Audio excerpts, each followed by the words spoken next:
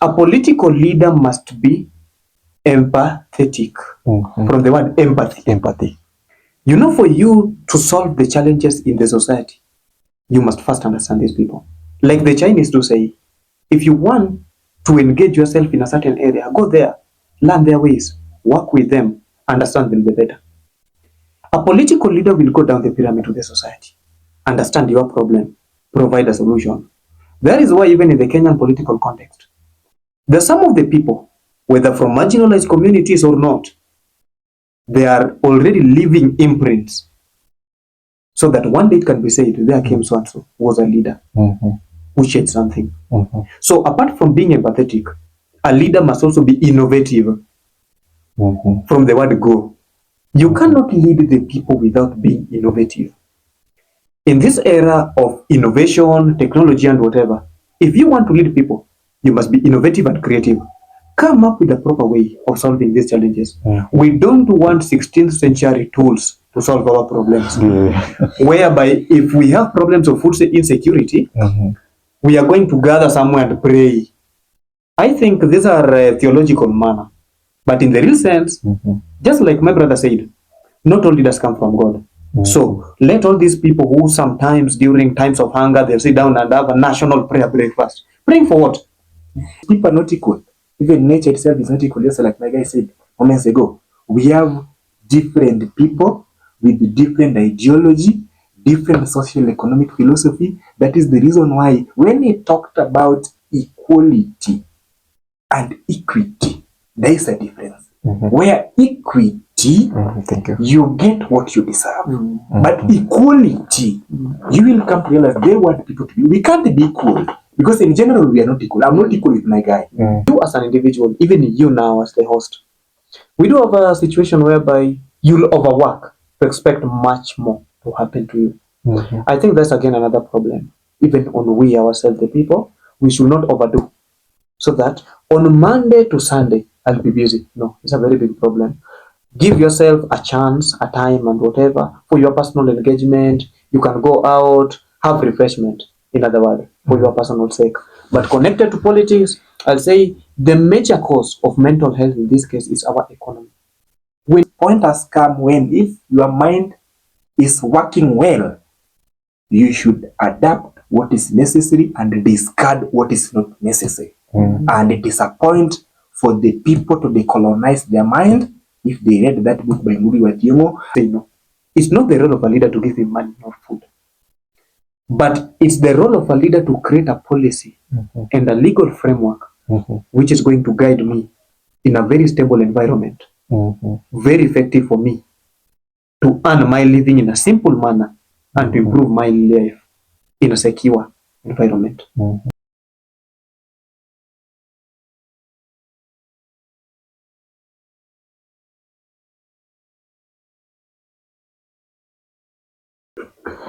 Hello, wonderful humans. Welcome to Modern Day Camper by your host, Martin Sambia, where we advocate for mental health through visual arts and talks. And today, our magnificent guests are Hitler and Moses. And I will give you the opportunities to reintroduce yourself. And who is Hitler to my audience? Oh, thank you. I'm Hitler Abraham, alias Musi Brani Jumbe, the only Hitler in Africa. And a man of soil who was born ahead of time. I'm from Kisumu County, Nyanduga constituent. Currently, I'm in Asia. Thank you for giving me this opportunity. I'm a student leader, and I'm the chairperson of vice chairperson of Pan African Spiritual Movement Chapter in Kenya, the chairperson in Pilo Lemumba Foundation, and the general secretary of Team Think Tank in Nyanza region. So I can tell that I'm myself. I'm a political leader, not a politician. I'm a revolutionary, not because I caught revolution on the way, but because revolution was born in me. So thank you for giving this opportunity. And I believe that today the young people who are aspiring to join politics are going to know what are the basics they should have, so that while they're joining politics, they have the basics and they are the change makers. Me personally, I'm a change maker. And I've been telling people that if they're asking me that Hitler, are you just a change maker, or you are just like this? But I've been telling them that I didn't caught revolution on the way, but revolution was born in me, because the deeds I've left behind. Thank you. Thank you. You are welcome. Thank you. Thank you for that. That is quite an introduction. Yes. Thank Karibu you. Moses. Thank you very much. People are known by names, just the same way it was recorded by a Kenyan departed primate, Manasseh Kuria. I'm Moses Nyanduga, a student leader, a Pan-African revolutionary, a political leader aspiring to be a change maker. I would say that my leadership journey is not something new, because we do say that whether leader died or not, the spirit still lives around. So when you see us, see the spirit of Kwame Nkrumah, see the spirit of Patrice Emery Lumumba, Modibo Keita, and Ufebuanyi. Thank you. Thank you for that. You're most welcome. That is also quite an introduction.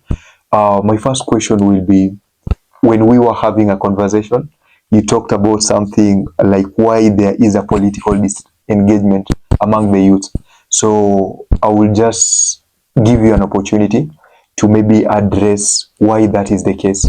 Okay, thank you. Allow me to begin by telling the young people, for example, who are aspiring to be the leaders of tomorrow, and I believe I'm one among them. First of all, they should know that there's a difference between a politician and a political leader, where a politician is someone who will be elected by the masses, and this is the person who will go there to serve his interests, his own interests. But a political leader will be elected by the overwhelming majority, and he will serve. They will serve, I mean, in different offices as servant rather than master. And they should, the young Gen Zs, I mean the Gen Zs and the young generation, they should begin to redefine their understanding about politics first. Because politics, a good number of people usually believe that it's a game. So, and it is going viral. So we don't want the young people who want to engage in politics, so that they should also believe this, that it's not only politicians who believe that politics is a game, but political leaders knows it very well that politics is not a game. Politics is the organization of the affair of the people for the benefit of the people. So we must begin to redefine our understanding about politics first. So allow me to address that, where I said moments ago that there is what is called political disengagement among the youth.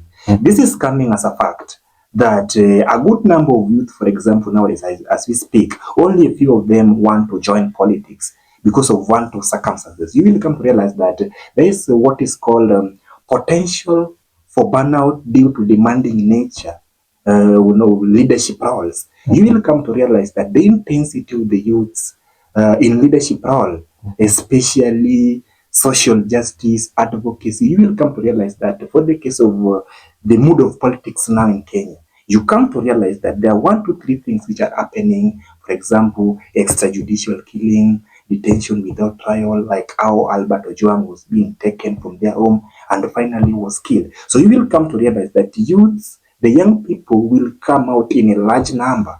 And as they come out in a large number to fight for what is just, a few of them will emerge, like in the last protest, that was June 2026. We saw Makoure, and Makoure was an energetic, a man on a mission, and a man with a vision. So you will come to realize that when the intelligence, when the people who are in the position of authority sees you that you have potential to do this, they will try as much as they can to bring you down politically. But it is a big challenge. So we will come to realize that they will come for you. Even if they will not, for example, kill you, they will do for you something which can make you not to progress. And I think that youth should wake up and they should begin to know that they have potential. Allow me to say that in 1960, John F. Kennedy said that a society whose young men and women are still in constant state of slumber will never realize their potential. And it is the day they will wake up to show people in the position of authority that they have potential to transform the life of people. They have potential to transform this nation or this motherland. And that is the only thing which will save them. Thank you. Thank you for that. What is your view on that statement?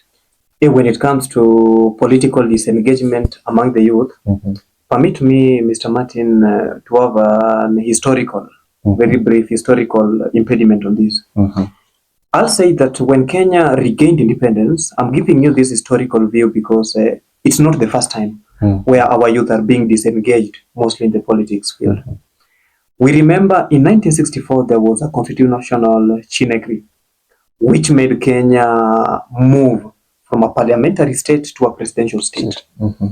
During that time, now the period between 1964 to 1982, Kenya was a de facto one-party state. When you have a look at the state at that time, there was much more of intra-party nomination competition as opposed to inter-party. From 1982 to 1991, Kenya was now a de jure one-party state. Again, we saw the same thing. I think this historical view is quite much important in this case because it can show us where the rain started beating us. Exactly. When you have a look at this period marked the beginning of political capitalism in the country, whereby the more you have money, the higher chances of you winning an election. And this historical view is something to learn from.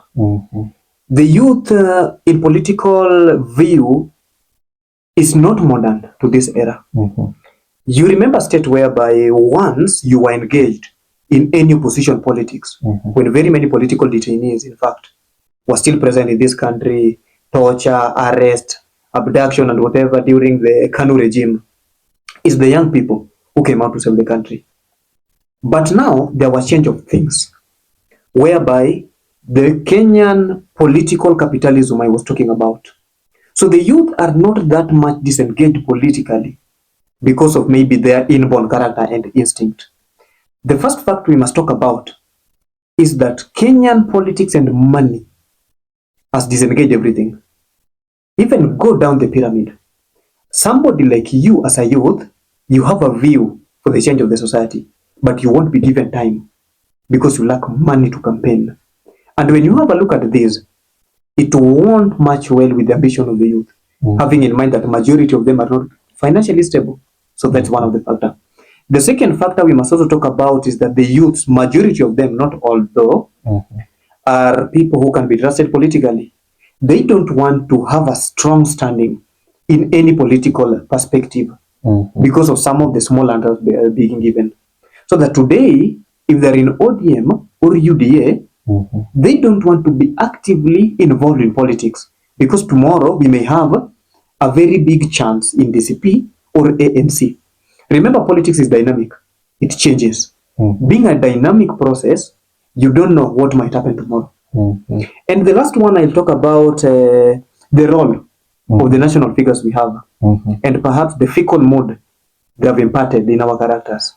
Whereby when somebody has been chosen, whether a youth or an old man, their leadership model, and let me say that Dale Carnegie Leadership School teaches us that the first thing as a leader you must think about, start imagining yourself on your first day of retirement.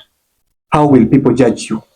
Retiring as a leader. Retiring as a leader. The day you have been elected, think of a situation, ask yourself, even if I rule for 10 years, how will people view me? How will people say that Moses ruled us, leaders, an MP, or as a governor? This is a problem. When you see the trend in the Kenyan politics, it's not something to be envied. And this perhaps is imparting the fickle mood among the youth to disengage in political.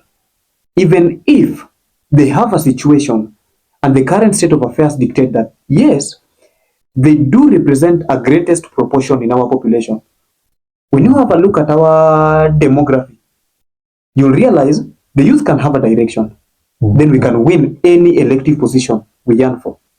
But the fact that we have a poor political record and leadership record in the country will make some of them not to claim these positions.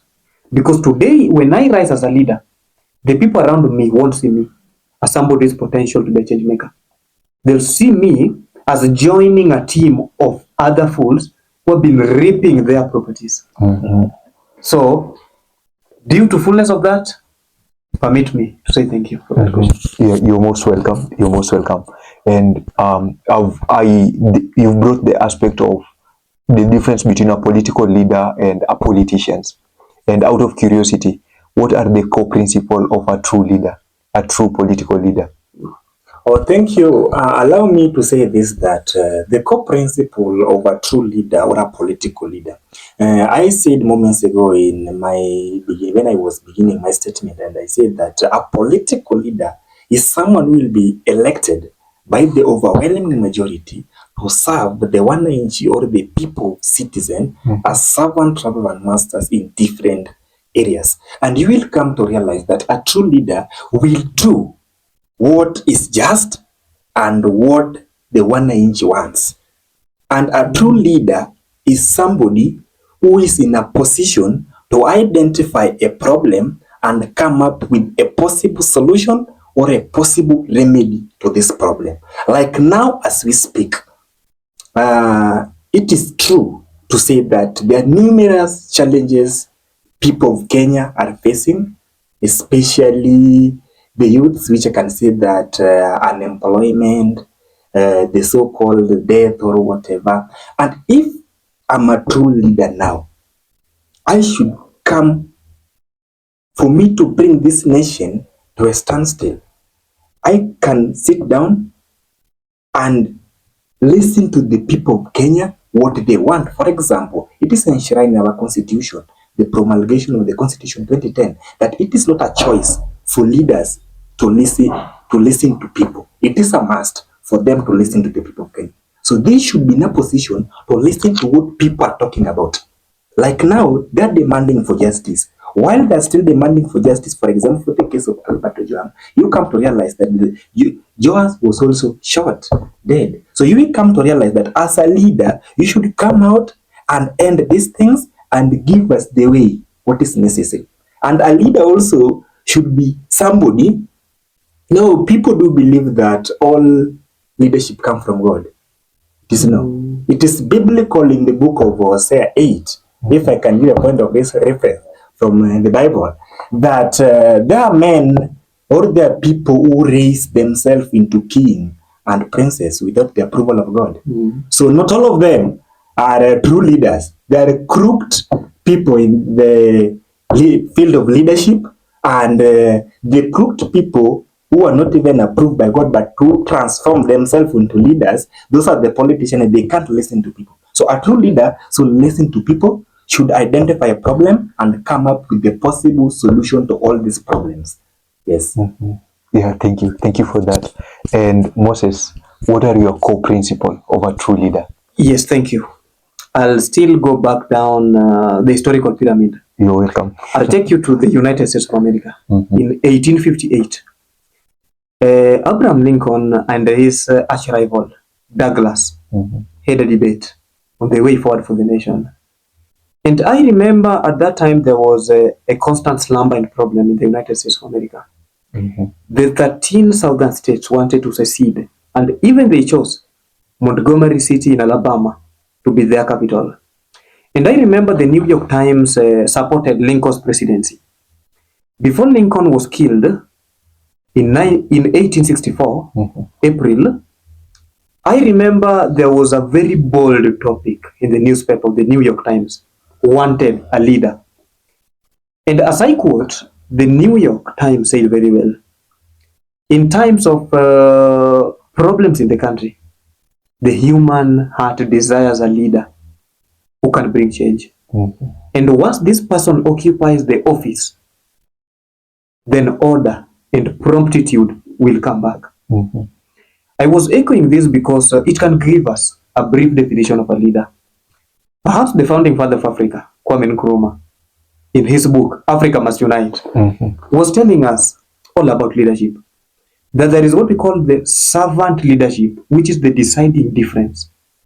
So, giving the principle of a politician, I'll say the primary principle is one, is that if I'm a politician, I have that interest of leading the people. Once elected, I'll be okay because I've already achieved my interest. But a political leader must be empathetic. From the word empathy. Empathy. You know, for you to solve the challenges in the society, you must first understand these people. Like the Chinese do say, if you want to engage yourself in a certain area, go there, learn their ways. work with them, understand them the better. A political leader will go down the pyramid to the society, understand your problem, provide a solution.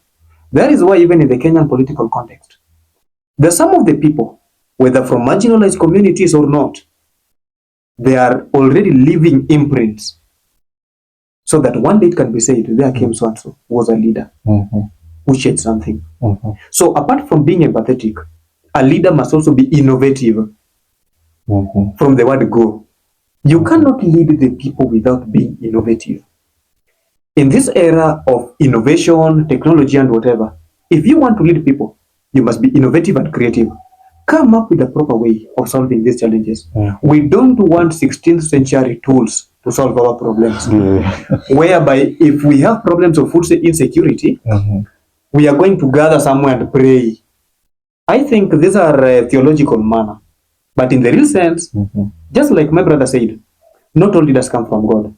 So let all these people who sometimes during times of hunger, they'll sit down and have a national prayer breakfast. Praying for what? If you have a river, if you have a lake, why can't you, till the land? Expand irrigation systems. So a leader must be creative in that manner. A leader must be honest so that we can trust you with our public funds. So that when Ndindi Nyoro is developing Kiharu, don't come and tell us Ndindi Nyoro is converting billions of money which is supposed to go to other parts of the country to promote development in Kiharu constituency. Meanwhile, the same guy you are complaining about was again chosen as one of the best MPs. By the time, he was nobody still in his first time in office. Do you know some of the counties even receive, some of the sub-counties, greatest share of CDF than Kiharu? But go there are no roads, there are no hospitals, people are suffering, poor quality services everywhere. So a leader must be honest. In other words, Kenya should be a corruption-free zone, whereby if you are a corrupt and you are a leader, you must go home. And the last thing I'll talk about, due to fullness of time, I'll say a leader must also be faithful and God-fearing. A God-fearing in the sense, we don't want a theological leader who will come and say, I was chosen by God. No. But God-fearing in the sense that you must uphold humanity. There comes a time, especially at times like this, when we have political instability in the country. Whether you are tough, whether you are thorough or not as a leader, you must sit down. Sometimes bend low as a leader. Understand the people. Ask them, what do you want? What are you fighting for? Do you have a remedy? Do you have a solution? Sit down. Listen to them. Because without humanity, even this generation will lack it tomorrow. And that is my words. Thank you. And with the Gen Zs are back in the street again after what happened last year, June. And from the look of things, the fact that they are back, the reason could it be they were not very strategical, or what is your approach towards this? If maybe you were to, what are they doing wrong or what are they doing right for them to create that impact, to avoid going back to the street next year again, maybe? Okay, I think that first thing I will say that on my view, according to this, that when they were on street on 25th June last year, which was 2024, they were demanding for justice. And what they were looking for, well, they were on street doing 1, 2, 3. They wanted a better Kenya. Because even me, I want a better Kenya. It will not be good for Kenya if they were on street. They were demanding for their right. They were demanding for other rights, like the NRFM, the new funding model. So, like some of these things which made the agencies to go on street, up to now, some of them, they have not get the possible solution to them. In general, they have not, the people who are responsible for this solution, who should listen to agencies and come out with this solution, ni kama wamekata. Like, new funding model, bado ni hapo hapo. A new funding model, imefanya watu wengine wadifa. Very many people have deferred. And very many people cannot even join different institutions, whether it is college or university. Because you come to realize that, allow me to give a relevant example. People are different. There are those in the higher class, middle class, and the lower class. And if these people cannot even afford even 2 square meal, How are you expecting these people to pay 150,000 plus? So you will come to realize this is a big challenge to these people. And according to me, as a revolutionary, I said moments ago that I did not got revolution on the way, but revolution was born in me. It is not just all about going to street and making noise. Youth should sit down the Gen Zs and strategize their protest very well, because they will go to street every time now and then, every day, whether they make it every day. But if they fail to strategize this very well, they will still fail, because this guy will say that they have been going to street and no solution we are giving to them. They will come a point they will be tired. So if they can strategize the protest very well, that they have a plan that we want to do it this way, because I can't go to street just making noise and going back home. For the Gen Zs or the young people, because protest is something which is not illegal. Protest is illegal, which is enshrined in our constitution. That before protest, there are things which are necessary. You write an official letter to the government, to the security agencies, so that they can approve that the Mandamano will be on 25th, for example, this month. And this is the main reason why they will be on street protesting. And if they do so, the so-called, for example, the extrajudicial killing will not be there, because, for example, if we write official letter to the security agencies that we will be on street, their work will be to protect us now. Yes, they will protect us now, where the security apparatus will be there to look for those who, for example, can even interfere with the Mandamano, and that will be good. So the only thing I can urge the Gen Zs, because I'm part and parcel of the Gen Zs, I will tell them that we sit down and come up with strong strategies, serious strategies, which can make these people to know that we are serious. Because going to street every time now and then and doing nothing will not make us to succeed. For us to succeed, we have to come up with a strategy. For example, I was telling some of my guys that for this, the protest, I mean, they're talking about, which will be on 25th. People can take it for granted. But according to the mood of politics, the cost of living, the extrajudicial killing, abduction, when this regime was campaigning, they said that there will be no extrajudicial killing. They said that there will be no torture and etc. But these things are rampant and they are there. And for a good leader, for example, if you fail to listen to these people, what they want, you can't listen to them, because Kenyans is totally different with other countries. They will come out, the youths will come out, plus even the millennials, and say that enough is enough. We have strategized everything. We are doing protests peacefully, and you are still killing our people. This is still happening, and we can't allow this. So the only thing they will do, one day, people will wake up, because a serious protest which can bring this nation to a standstill, because I understand the kind of leaders we have. It is not just a matter of announcing that tomorrow we will be on street. People will just wake up and find agencies on the street, because I believe revolution is not a broadcast where we announce that tomorrow we have a protest. Yes, tomorrow we have a protest.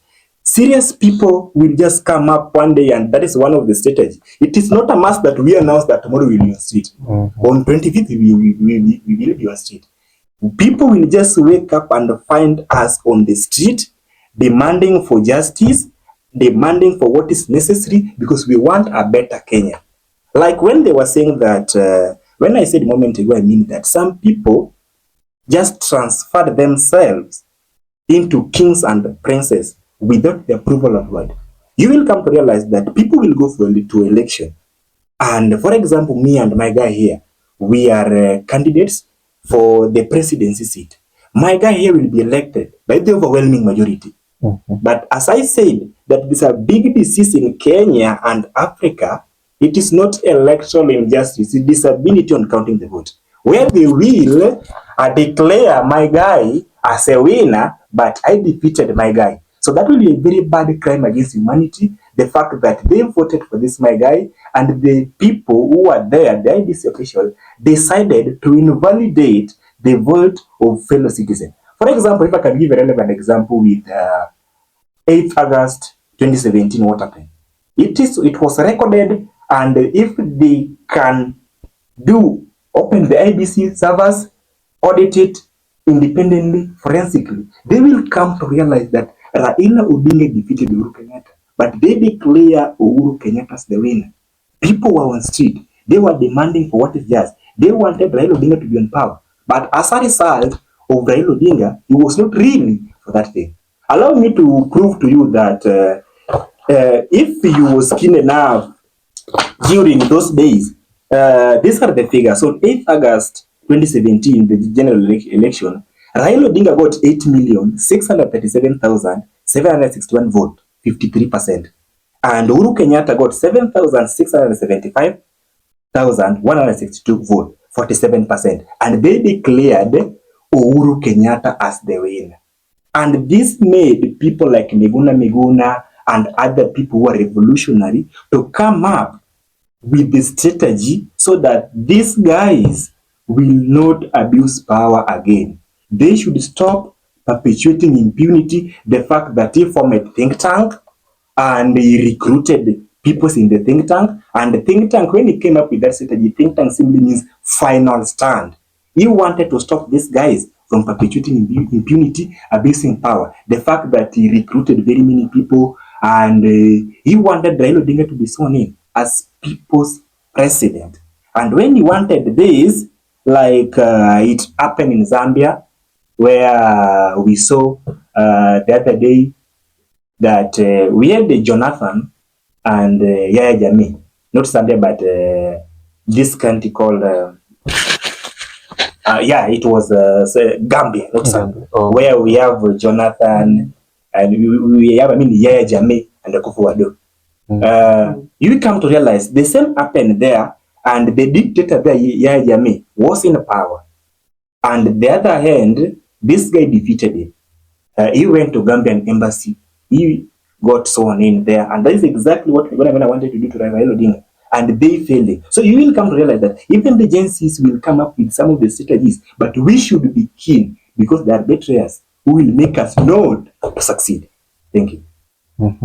You're most welcome. What Yes, will be your on the Gen Zs? Gen Z's strategies towards it's 1 year since a very big historical landmark, in fact, was indeed recorded in the history of this country. For the first time in history, we saw a barbaric kind of protest, which was fueled by both hunger and anger. As one of the Gen Zs who took it to the street, I'll say this, 1 year later now, the reason as to why there is a probability of we even next year going back to the street is one. In any political protest or demonstration, you must ask yourself, who are the beneficiaries thereafter? When we went to the streets, we were demanding electoral justice. We were demanding the scrap for new funding model. We were saying SHA, whether SHA foreign, the change of name, SHA, and SHA, whatever, is not working. We were saying our agriculture system is in downfall. We were saying education, in other words, everything was in a very big mess in this country. And I'll say in 1624, there lived a poet who said very well, John Donne, who said that every man is not an island entire of himself. When one man dies, it diminishes part of the continent. And therefore, do not run to ask for whom the bell tolls, it tolls for thee. In other words, injustice in one place is injustice everywhere. What fueled the Gen Z to go to such a fierce demonstration on 25th June last year was all these problems I was talking about, whereby our political leaders are the major beneficiaries of our even budget. And by the how will we even ourselves convince our children that there was a time in this country where the parliament or legislature, with now 367 members in the National Assembly and 63 in the Senate, once was allotted a very big budget as compared to 2.4 million university students? Why is it that even some of the very greatest sectors which can improve the economy of this country are not taken care of in a manner which can improve the daily life of the citizens. You know, when we complain, the leaders have been asking themselves that, do these people want us to give them money? Or is it our role to give them food? No. We as the people, we say no. It's not the role of a leader to give him money, not food. But it's the role of a leader to create a policy and a legal framework which is going to guide me in a very stable environment, very effective for me to earn my living in a simple manner and to improve my life in a secure environment. Do you know, as a leader, if you can improve the agriculture system, if we can have free education, free medical services, we are going to change the life of every Kenyan. We have got some of the countries in Africa. Have a look at Mauritius. Mauritius, education is free. Even they have a surplus budget for education under Mauritius scholarship, from diploma to PhD level scholarship for African students who are willing to study Mauritius. Can you compare the GDP? Because Mauritius, apart from sugarcane and a few baboons, there is nothing else which can improve the economy. It's just tourism and maybe agriculture. Our economy can't be compared to that. Even Libya, during the times of Muammar Gaddafi, free education, even housing was a basic need. A 1 liter of water was expensive as compared to 1 liter of oil. So in other words, I'm just trying to say that in a times like this, we need a leader who can come up with a solution. I'll say rather that the biggest expenditure in this our country is corruption, which is taking the greatest share, lion's share of our national budget. So when we went to the street, we asked ourselves, we were fighting for the nation to change, but who are the beneficiaries? And this is why we are coming back to the streets. When we went to the street, we never told Azimio la Umoja to give Kenya Kwanza some of the experts. That was no longer one of our intention. Exactly. So that when we went to the street after handshake, you are giving these people experts. Thinking that that will quest, our demand. No. We were saying, in fact, we don't care whether all ministers are Kalenjins or Luos or Kikuyus. What we need at the end of the day is result. We have no problem with that. That is why we say we are tribeless, partyless, anything, but not mannerless. We have that manner, you see? So that when we say improve the education system, 1 year later, instead of improving the same education system, the government is planning to scrape off the examination fee, which perhaps will take us back to that era. If somebody cannot, in the case of majority of our parents, they cannot even afford, they're struggling to afford 3 square meal for their families. Some of them cannot pay rent on time. Some of them cannot even pay 3,000 Kenyan shilling, which is the standard for public day school. Then again, you want to scrape off.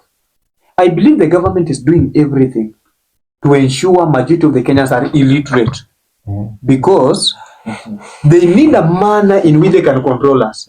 You know, when you control a generation of fools, then you'll do perhaps whatever you want, but they won't question you. But when you rule people who are literate, they'll question you at the end of the day. So we are back to the streets. We are demanding justice. The same way I said, no man is an island entire of himself. It cannot be right that Kenyans are suffering on a lonely island of poverty and imperialism, but within a vast ocean of material prosperity. The natural resources we have can better the life of every Kenyan, every single Kenyan. If not in the education system, it's in the health system. If not in the mining system, and doing everything. The fact that our government is being controlled by outsiders, whereby when we the people will say, improve the agriculture system, they won't do it. But when the US embassy will give a brief description of everything they follow, those are some of the impediments of imperialism as a Pan-African revolutionary, just the same way I said. That is why I told you, when you see the spirit of Kwame Nkrumah, when he said very well that even the United Nations has done research and confirmed that the African continent is the most prepared continent for industrialization than any other continent. At a time, even in Ghana, for example, when Ghana was the largest producer of cocoa in the world, there was no single factory, even for cocoa. It was being produced in Ghana, being freighted to Switzerland for processing. The same thing is happening in our country. Today, as I speak, there was a time when Kenya was the largest producer of quality tea in the world. True. Today, we are competing with Singapore for the same. Singapore, a small country in a land size mass. Remember 1964, Singapore sent a delegation to Kenya School of Government to benchmark on how to run an effective government body. 60 years down the line, they are ahead of us. The Asian tiger countries such as Malaysia, Philippines, Singapore are now becoming first-class world countries. For us, we're just behind it. In other words, the more things change, the more they remain the same. You see? So as the Gen Z, there is again another probability that even next year, if things won't change, we'll go back there. And my last statement to wrap around that, I'll say that there is a story. I won't tell you the story, but it's very much common among the pastoralist communities. You can wake up in the morning, give water to the animals, do everything, graze them. The animals will realize, won't realize, I mean, that even in the grazing field, you control them from the back. You can do everything to the animals, but the day these animals will realize that you, the same person who has been treating them well, is the one who will slaughter them and eat them, they won't trust you again. That the current situation and the people are demanding their country back from the few. Thank you. Thank you for that. Yeah. And I would appreciate if you take us through the new funding model, because there are a lot of things that need to be addressed, but maybe if you can take us through that, I will genuinely appreciate, on things that should be changed, things that should be improved, things that should be maintained. Yeah. Okay, thank you. I think before I educate you guys a little bit about new funding models, allow me to say that the point my guy was just trying to come up with, the corruption and tribalism, and it is exactly what is going to lead me to the new funding model. And I think that it is true to say that when Genesis were saying that they were tribeless, leaderless, I was more happy as a revolutionary, because there was once a president of Philippines, Corazon Coango Aquino. She once said that a people or a country who still vote on the basis of money, on the basis of tribe, that is just a confederacy of fools. And even Pilo Lumumba said of late that when they are given a vote to vote, they're in a position of electing thieves. And after electing thieves, they want the thieves to behave like angels. And that one cannot happen. So corruption is one of the things which can make this our country to be in a bad position. And I can tell you guys as a fact that the kind of character traits the people who are in the position of authority are portraying to us, forcing us directly or indirectly to depict those character traits, will make us to come out in a large number and condemn such kind of act. When I talked about new funding model moments ago, new funding model, you come to realize that new funding model has affected very many people in this nation. And when they come up with this issue of new funding model, I don't know what was wrong with the old funding model. Because I think it is true to say that Winston Churchill said it very well, that if you turn to throw stone at every dog that barks on you, you will never reach your destination. And I think this assumption in Kenya and Africa, because I usually call myself I'm an African, not a Kenyan, because Kenya was imposed on us. So I'm calling myself an African. Kenya was imposed on us. Exactly. Oh, okay. These African countries where we have Kenya, Uganda, Tanzania, we should have one country, and the United States of Africa as our state. And that is exactly what we are fighting for now as I speak. And when, for me now to go deep into new funding model, this guy called John Indy Clark, the famous American civil rights, when once asked about the governance system in Africa, he then said that those who were in the position of power when African countries got independence, they were quick to adopt the governance system of the colonizers, and none of them will succeed on those borrowed systems. And even the new funding model, which has affected people, I believe he will aid that, because I believe that he have adopted this system and he will not succeed on it. He will either withdraw it, because you come to realize that, for example, you come to realize that someone is doing finance, because it will depend with the course you are doing. For example, I'm doing criminology, and if I'm doing criminology, you will come to realize that the people who these things have affected, when you are, for example, paying even 20,000 in a semester, you will come to realize that if it has affected me, I will pay something even 100,000 plus. So you come to realize that the new funding model has affected very many people, especially those who are in second year and below, and the people who are yet to join. It is affected most of them, and just like my guy said, that if you want to rule fools, it is very easy to rule them. But well-educated people, it is very, very enigma. In a layman's language, very, very difficult to rule these guys. Like now, this is a new generation. When new funding model arises, they say no. New funding model should not be there, because you can't compare this generation and the generation before. We are totally different. That is the reason we are calling ourselves Gen Zs. When the budget was rolled out there, that even before the CS of Treasury ready, we had Ross Njeri, who was also my fellow revolutionary. He tried to analyze it before and leak to Kenyans that the budget will be worse than this. So the new funding model, for example, I believe that even my guy here is doing a different course with me, will give us a little how we understanding the new funding model. Because you will come to realize that I was with one of my guys who is doing finance from UN. She was telling me that they were paying in a semester close to 25,000, 24,000. But as a result of new funding model, they're paying almost 130,000. So it is a challenge to very many people. And I said moments ago, if now, for example, I can't afford 3 square mil, and that is the fact. If I can't afford 3 square mil, you will come to realize that I can't afford that fee. And if I can't afford that fee, I will automatically defer amaniache shule.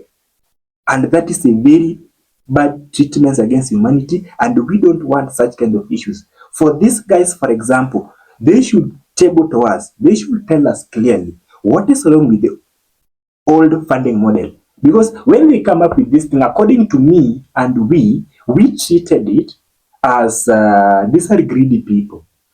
Because I believe that, greedy is not a human being. And greedy can't ask a question that are they satisfied. Only us human beings will ask.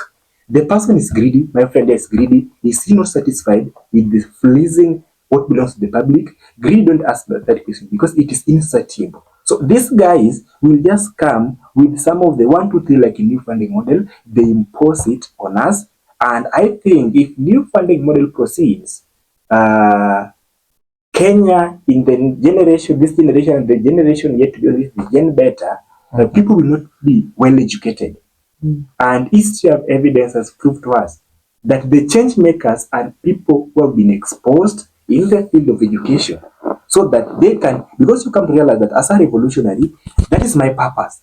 Mtu mwingine pia, somebody else somewhere also have this or her right and have this or her purpose to say that my purpose was this. And if I fail to do that, my purpose, I failed God. So what I can tell, if I'm moving towards my conclusion, is that the new funding model, it was a borrowed system. It may not work. It will not work. Just like Clark said, that none of them will succeed on those borrowed system. And if it will succeed, Kenya will be in a mess when push comes to shove. Thank you. Thank you for that, Hitler. I will give you an opportunity to conclude on what Hitler has talked about new funding model and also expound further on taxes and loans. It's okay, thank you. Let me begin with the new funding model. This is the 3rd year of implementation. Remember, everything works with the policies. The government has been insisting, despite a setback from even the judicial system and other quasi-judicial systems in the country. We see a situation whereby the regime is forcing what's, I cannot term it illegal, because it was once again it has been approved by the judicial system now. But the question is, number one, where do they get the information which can satisfy them on how wealthy or how poor are the citizens? There was a time they were coming up again with another suggestion that now maybe they can use the chiefs. According to me, I'll say that in fact the chiefs in the villages are irrelevant according to me. I've seen some of them and they are very biased, to say the truth. The chiefs in the village, if some of them has a problem with even signing for you a bursary form, they need money. Apart from money, chiefs do categorize people in the villages on the basis of family status. 2, when now I go direct to the new funding model, there is a classification, and you find a very big mishap in this classification. You find somebody is saying, I've been placed in a band whereby I'll be paying more. I'll be given, yes, a good amount of scholarship, but not relative to the cost of my course. So that if Bachelor of Medicine and Bachelor of Surgery is 612,000 at JKUAT and KU, if the government is giving me 400,000, that's still not relative, because my parent now needs to pay 212,000, right? When I have a look in a very broad aspect of these families, very many people still suffer. For me personally, I'm from the Faculty of Agriculture and Natural Resources. You find a situation whereby somebody is paying 150 plus per semester. The government is telling you, we are in a position to give you 60 or 70,000. Still, this parent is required to pay something no less than 80,000. So I have a problem with one thing with the new funding model. It's very difficult to scrap it now, having in mind that this is the third year of implementation, albeit poor implementation strategies by the government. So whatever we can do is to have recommendation, table it, then follow a judicial and constitutional procedures and provisions for it, if not scrapped, for easy, sustainable and effective implementation. So we have the problem with the banks, as I've said. 2, disbursement of this cash. Believe you me, the government has not disbursed the capital to the universities. That is why even during examinations, you see people aligning themselves to various student finance centers in the schools, requesting for approval if they can sit for the exams. So the government is sponsoring you, yes, partly, not entirely. The same government which is telling you, I'm helping you because I want to categorize you differently, you as a child of a servant to that one of an MP in 2 different bands. Yes, it's good. Even nature is not equal. So we cannot say we're dealing with equality. We are dealing with equity, what you deserve. But how fast are they doing it? 2, apart from doing it, what is the procedure? What's the procedure they're using to place people in different bands? Because we have seen failures all over. 3, when are they planning to send this amount of money? For my case, I'm not a beneficiary of new funding model. I'm the one for old funding model. But ours, I can say it's better because if your parent is supposed to pay 35,000 per semester, that's the amount you'll see. Even in what? In the fee structure. This will even ease and improve the mental health of the parent. Even if he's struggling, once he sees 25,000, he has hope. But tell me a situation deep in the village. Somebody has schooled well, has scored a plane, medicine, surgery, or law. Then there we have 390,000 for law, 612,000 for medicine, surgery. Just seeing this parent won't have a stable mental health, to say the truth. Having in mind, he'll now start briefing and comparing his level of struggle to the system failure in the education of his or her child. So I think what to do, the new funding model isn't working at all. Let me just say it directly like that. Isn't working. And let's stop forcing it through the throats of the people. If something is not, Ellen G. White said very well, call a sin a sin. When Ellen G. White said that, we must also call a sin a sin. And this is not just a sin to the people. It's a sin of abdication of duty and responsibility, because the nation had responsibility to do that.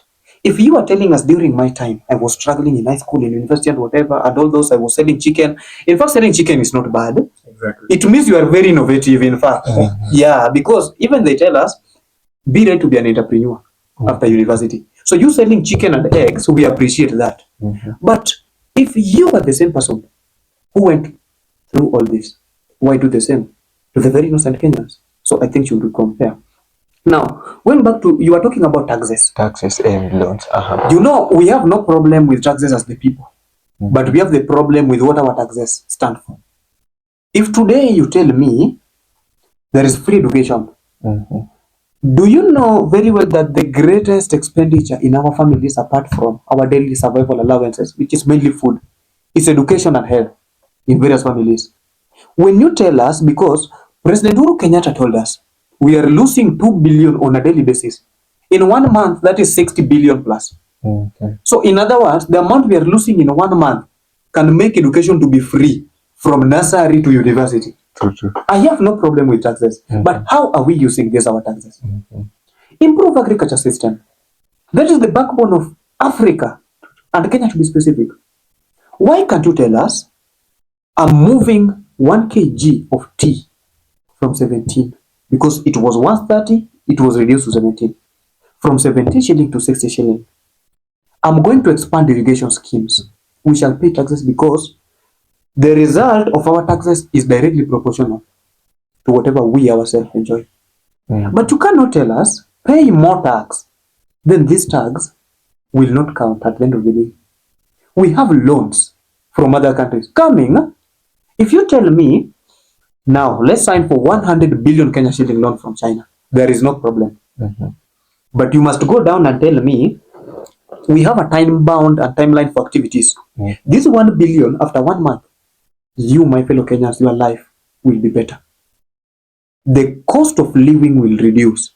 Education will be free. And in fact, there is no need for loan. Because if the amount we are losing for corruption is even greater than the loans itself, then why are we even having loans? So when it comes to loans and taxes, we have no problem with paying taxes. But we want to know, what are you doing with our taxes? Let education be free. Health services be free. Agriculture be better. Mining sector be better. Infrastructure. Do you know, in fact, many Kenyans are dying a government instigated deaths than even the national death. Because if you die on the road for no any other reason apart from poor condition of the road, it's the government which has killed you indirectly. Very true. Because they are to do that. If you die in hospital bed because there is no electricity to support your life in that case, or nurses are striking. Yeah, nurses are on strike, there is no drugs. It's the government killing you. Yeah. If we see our brothers and sisters dying in West Pokot or Garissa because they can't afford food, it's the government killing you. It's not the role of the government to give you that food, but it's the role of the government through various state departments to provide a condition which is going to be better for every Kenyan citizen. So on taxes, Kenyans have no problem, but we need to know, what are you doing? Because we won't pay taxes to make you, or you want to join a club to compete to be one of the richest men in Africa with our taxes. No, we won't pay taxes so that you have tours everywhere, whatever. And some of the politicians, I don't know whether they're changing from leaders to slave queens, I don't know. So we don't want to pay taxes for the same. For the loans, there is no need to have these loans. And I think some of them should be classified as a bad debt. Some of them should also be scrapped off, because we need a thorough editing and auditing of these loans. So that if found that we have a loan of 1 trillion, for example, just an example, maybe it's more than that though. If we have a loan of 1 trillion, then only 200 billion was used in a meaningful manner. Then the perpetrators of corruption should pay the rest 800 billion. Because Kenya should not suffer to satisfy an individuals. Those are my words. Thank you for that. Yeah. I will also be happy to hear your views on loans and taxes. Okay, thank you. On the matters of loan, I think the only thing I can say that on the matters of loan and what? Taxes. And taxes. Allow me to begin with the taxes, is that, you know, it is true to say that tax is what is there in the Constitution. And even during budget, you will know that Kenyans are being taxed. And that is the fact of the matter.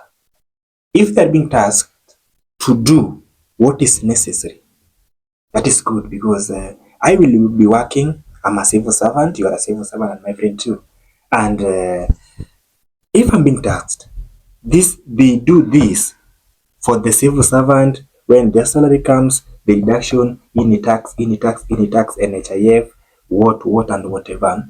And you will come to realize that the so-called hospitals, education, and other things should be free, just like my guy here was saying moments ago, that if they're taxing us, and the money which they're taxing, we don't know where the money is going. Because I can tell that yes, they're taxing civil servant, but Kenya, our shilling has tank due to the fact that the economy has come to a standstill. Life is very hard, just like you were saying. And you will come to realize that our economy is very bad as a result of that. Where is this money going? Why can they say that we have taxed fellow Kenyans this, and this one will go for the side of agriculture, this one will go on the side of health, this one will go on the side of security?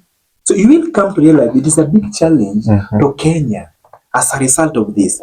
In the case of agriculture, like you see the other day, Linturi gave us a stone instead of fertilizer. Yeah. What is happening? Are they doing for us there? Yes, they're taxing us, and they are not using this money in the right way, and we can't accept that. On the issue of security, we have been here people saying that there's insecurity. It is very, very critical to deal with insecurity with a high level of corruption. Because these problems, you come to realize that if you do investigation, they're intricately connected. Insecurity, tribalism, and corruption. And it's exactly all these problems which is leading us. Because if they are taxing us, they should divide this money. This one should go for security. This money should go for education, health, and they're not doing so. Just like I've said moments ago on the issue of Linturi. So it is true to say that yes, taxing is not bad, but where are they taking this money? Where are they taking it? They're taking it from us, but where are they directing this money to? So you will come to realize that we will question. And those are the reason why you will come to realize the serious, because in life you either be wise or otherwise. So the wise people will ask and will confront them. Yes. The wise people will question them. Yes, you have taxed me. You have taxed Kenyans. But where are you taking this money? Because we can see crisis under health. We are seeing a crisis. There's insecurity. Because the corruption is high. Because once the terrorists have money, they can buy any information. That is the reason why I say that it's very, very critical with insecurity, the high level of corruption. Because once I'm a terrorist, I have money, I will buy any information. Because you will come to realize that, as I said, that our shilling has tanked, the economy has come to a standstill. You will come to realize that people are suffering, yet they're being tasked. They don't want to question some of them where they're taking this. So that is the reason why I say to you, we should come out and ask this question. Because if we fail to ask this question, no one will ask these questions for us. Because I said that if you're a leader and you was approved by God, yes, I said, and you was also, if you're approved by God, you will be automatically elected by the people. Because I will believe that kama Mungu alisema lazima niwe president of this nation, I will be. We shouldn't be worried about time. It will come to pass. So what I believe that if I'm in that position, what should I do?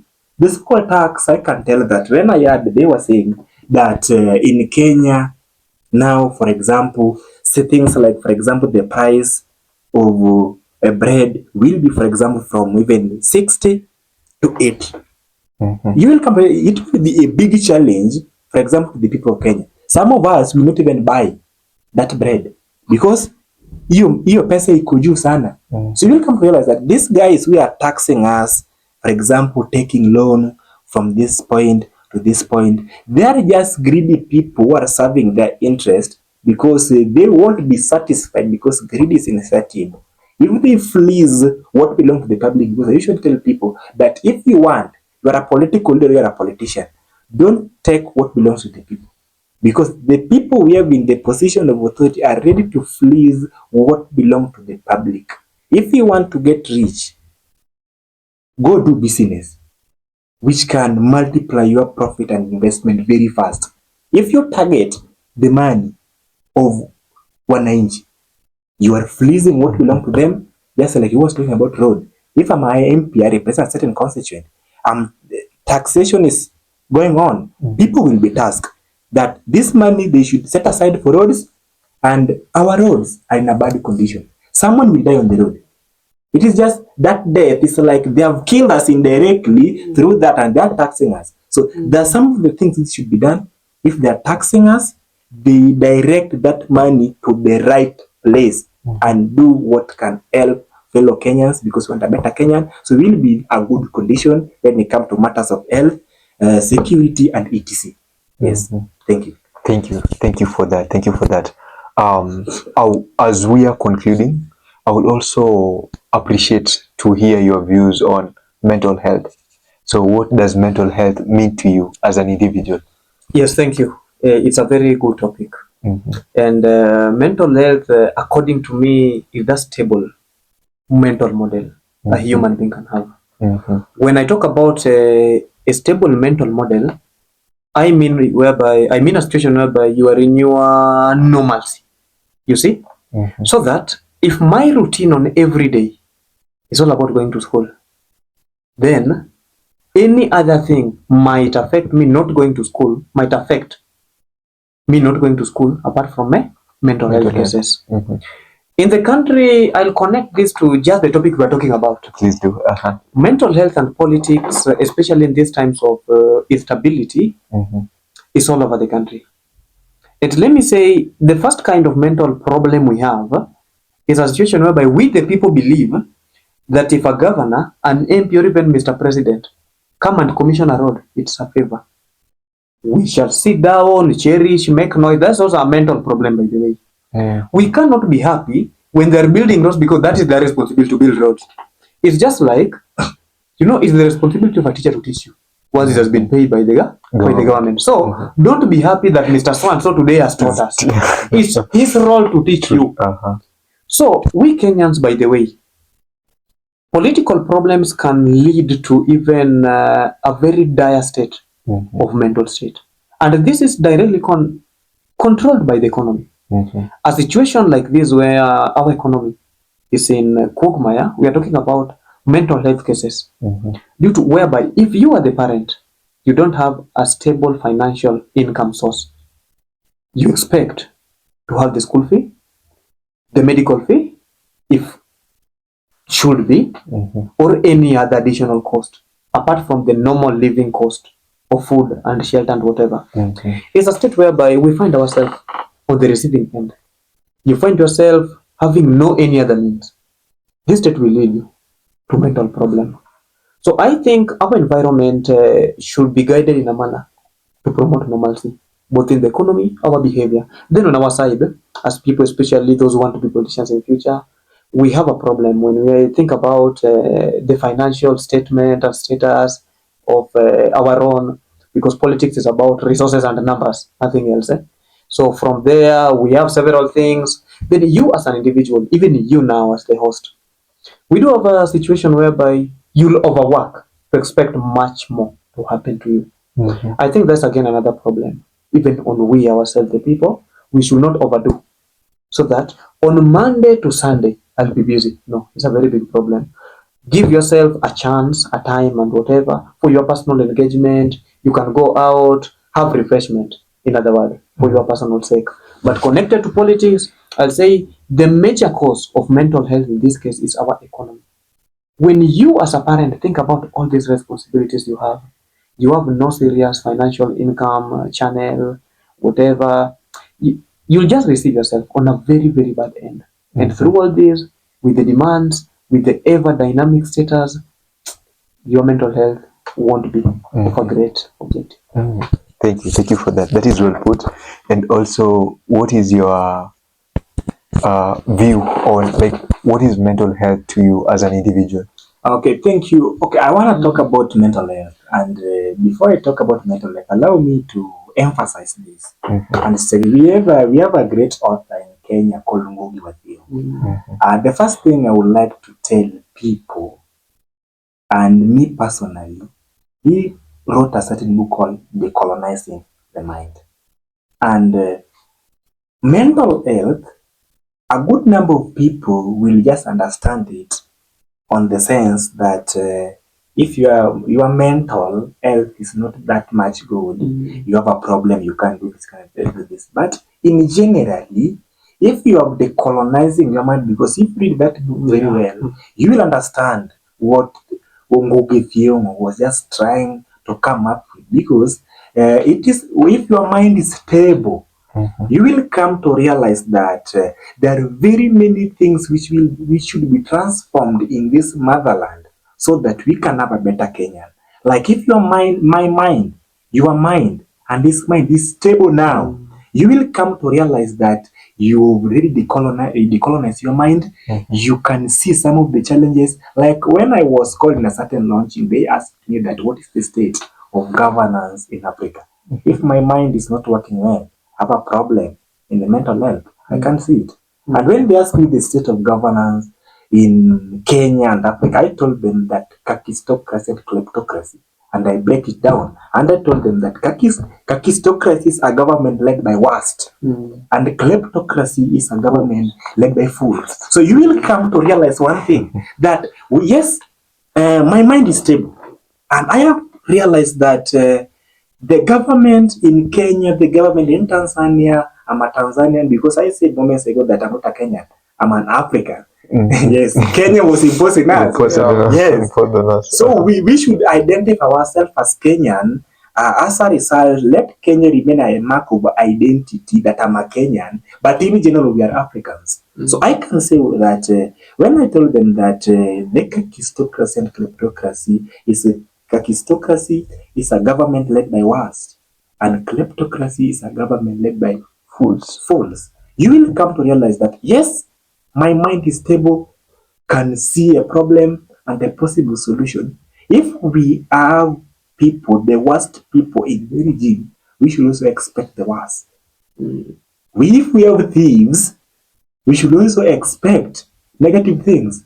Because if a thief comes to steal or fleece what you have, you will remain without that thing. So what I can tell, that there are very many things which, if my mind is not stable, I will not realize this because I have a problem on the mental health, in that I can't even see, I cannot even adapt, because point has come when if your mind is working well, you should adapt what is necessary and discard what is not necessary. And it is a point for the people to decolonize their mind if they read that book by Ngugi Thiong'o and know what they can adapt and what they can discard.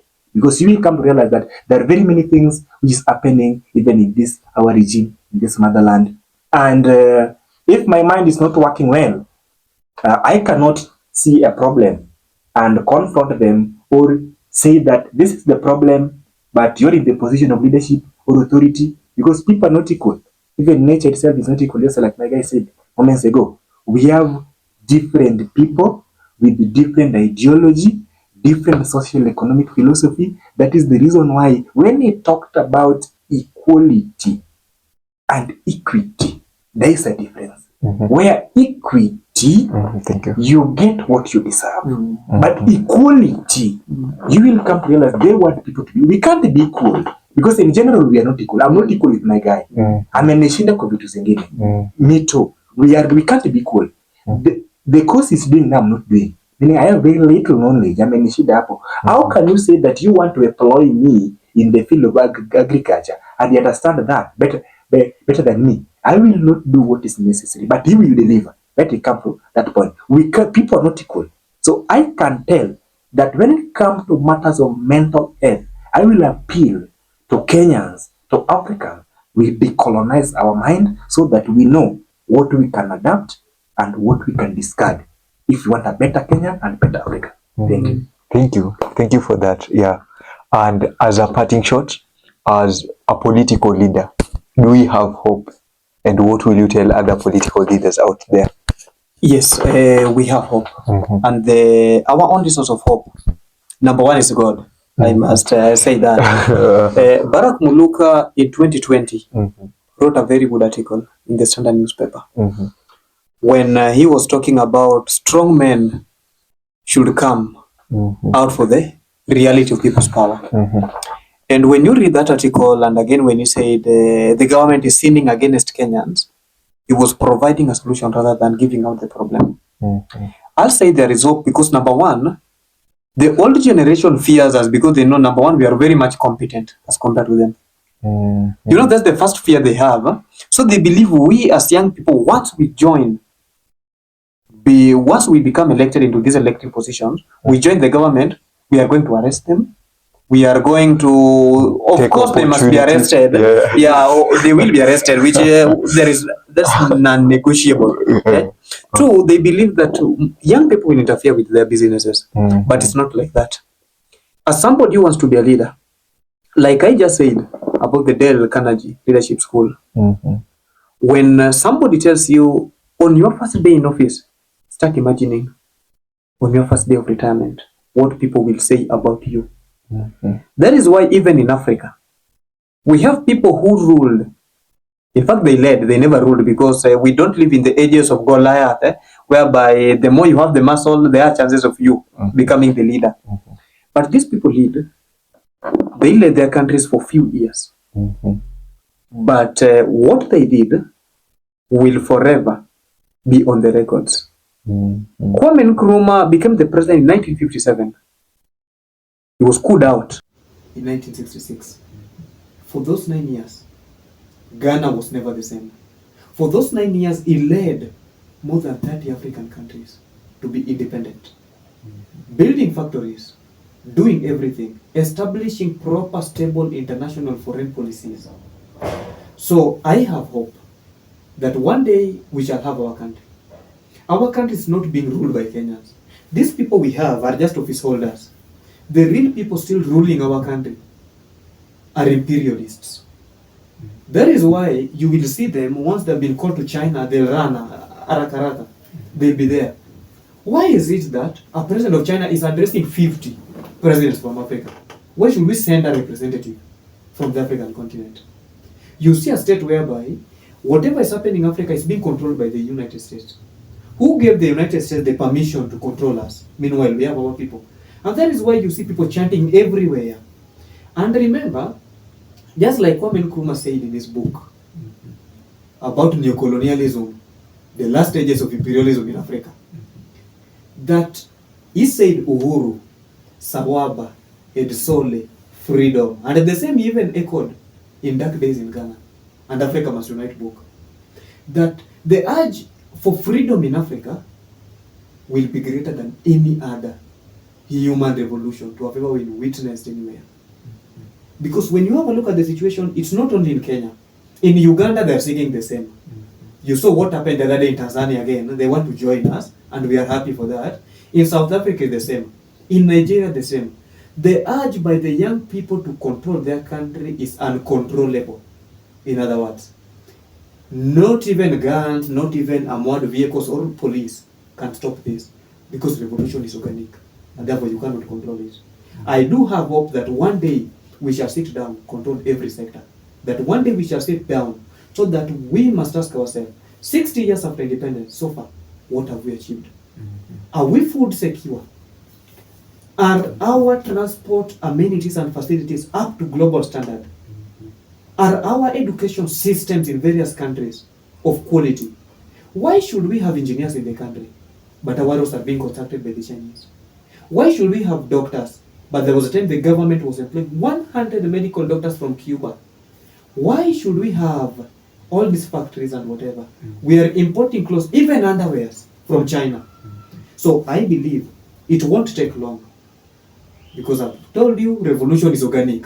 It's already on. A few years from now, we shall see that hope and leave the imprint as time slips back into history. Thank you. In my words, yeah. Thank you, Moses.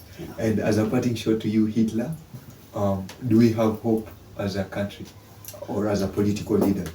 Okay, as a political leader and as a Pan-Africanist revolutionary, I said a moment ago that I'm the vice chairperson of Pan-Africanist Federal Movement chapter in Kenya now. I believe that according to me and our people who are in the same field of activism, we have hope. Especially me, I can't afford to be cynical. The fact that I'm hopeless, I must have hope. just like my guy here have said, he talk about the older generation, their fears. That is leading me to a certain point called skepticism and resistance. You will come to realize that they all are skeptical about the young people, because it is true to say that the young people have the abilities and experience together with the knowledge and wisdom to do something. But once they see that my guy is a revolutionary, he has the ability to do this and this, he has experience of this, they will resist that as a result of blocking some of the opportunities you can get, which can make you to be in a better position. So they are afraid of these people. And I can tell you as a fact, he quoted Neurosurgeon Kwame Nkrumah of Ghana when he got into power. Kwame Nkrumah was singing a song that African should unite. And I believe that one day, one time, that message will come true. It depends with the singers, which tone are they using to sing the song. Yes. Yeah. Because the people, because in the field of activism, for example, if I can tell you that, according to me, I've hopes, because I'm a student of history, and I've been doing research, reading about these guys, and I've seen some of the things they were saying have come true. Like very many activists have been apologizing to Kwame Nkrumah. When Kwame Nkrumah was saying that we want Africa to unite, when there was a conference in 1963 in Addis Ababa, Ethiopia, not Addis Ababa, Ethiopia, but in Ghana, the main agenda was, should Africa be united?